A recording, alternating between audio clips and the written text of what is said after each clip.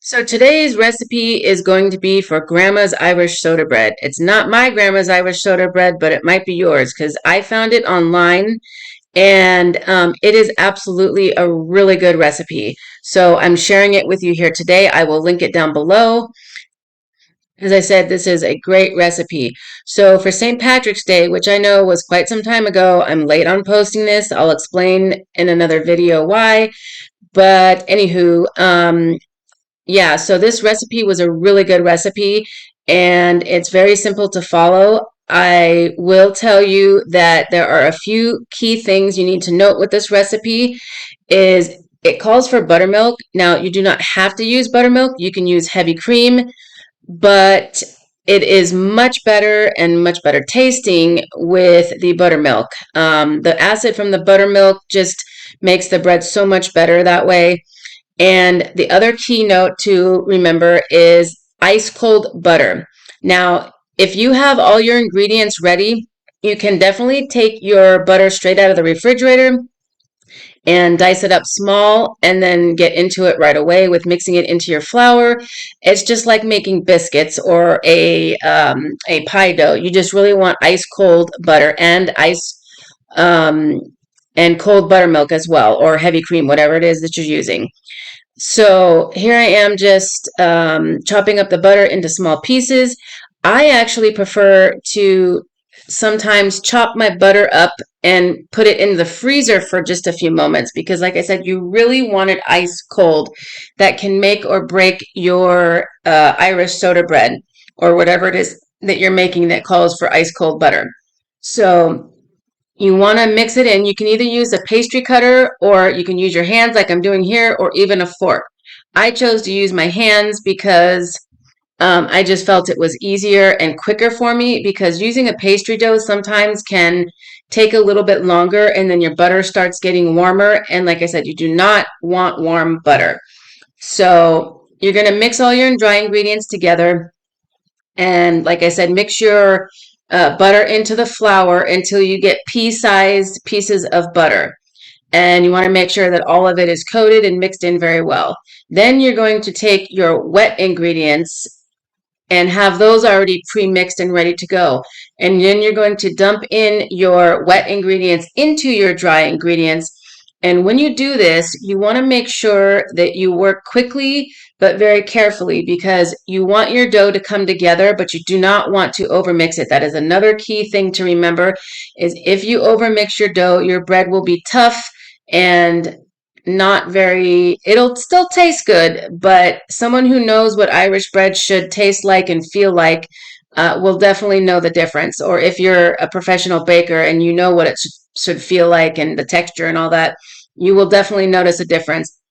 Because when I tested the first batch, I did overmix a little bit. So that luckily that was just for my family and I.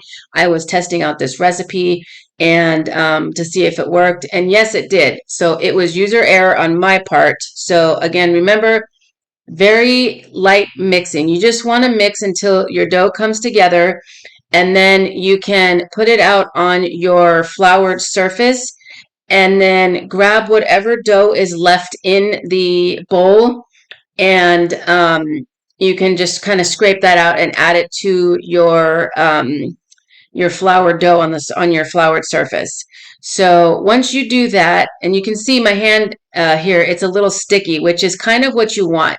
You don't want it to be like super wet, but you do want it to be a little sticky. So I added a tiny bit more flour.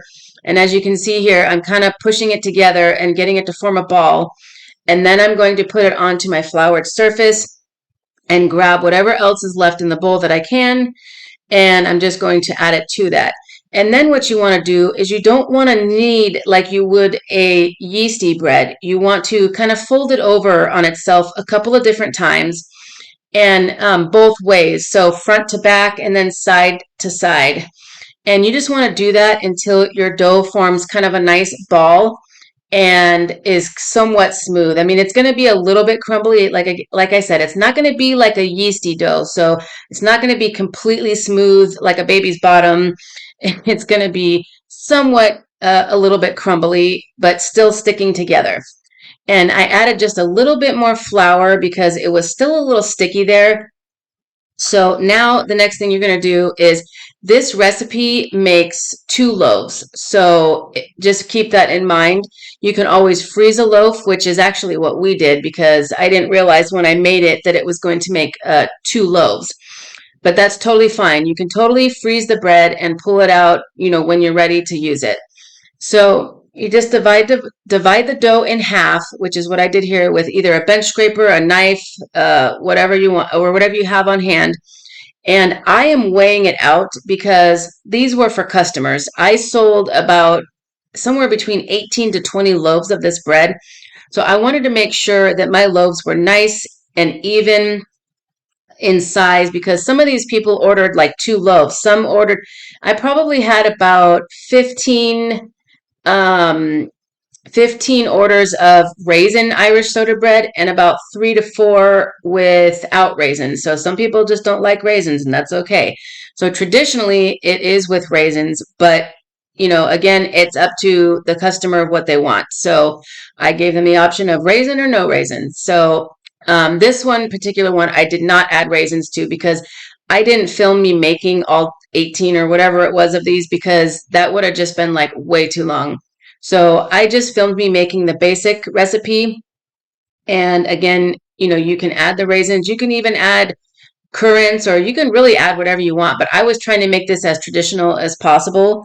So that's what I did. And everybody loved the bread, I must say. I created a Google Forms where I can send to the customer after they've tried what I've made for them, and they can give me feedback on it, which really helps me as a baker growing to make sure that I am making my customers happy and giving them what they want. And like I said, most every single person said that they absolutely loved it and that a few people said it was the best Irish soda bread they had. And mind you, quite a few of these people that ordered these breads were of Irish descent. So that says a lot. And I really appreciate their compliments, giving me good compliments like that. So a few of them said that their grandma used to make it or their mother, and they can't anymore because they're older, and some of them have dementia, etc., all these different things as to why they can't do it anymore. So I was happy that I could fulfill someone's yearly traditions and help them out and give them some great tasting Irish soda bread. You'll see the finished results here in just a few seconds, and I think they absolutely turned out great.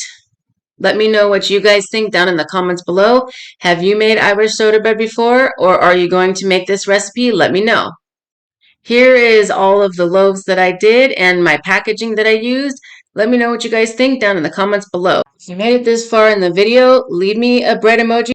And don't forget to take whisks, but don't burn anything down while you're doing it.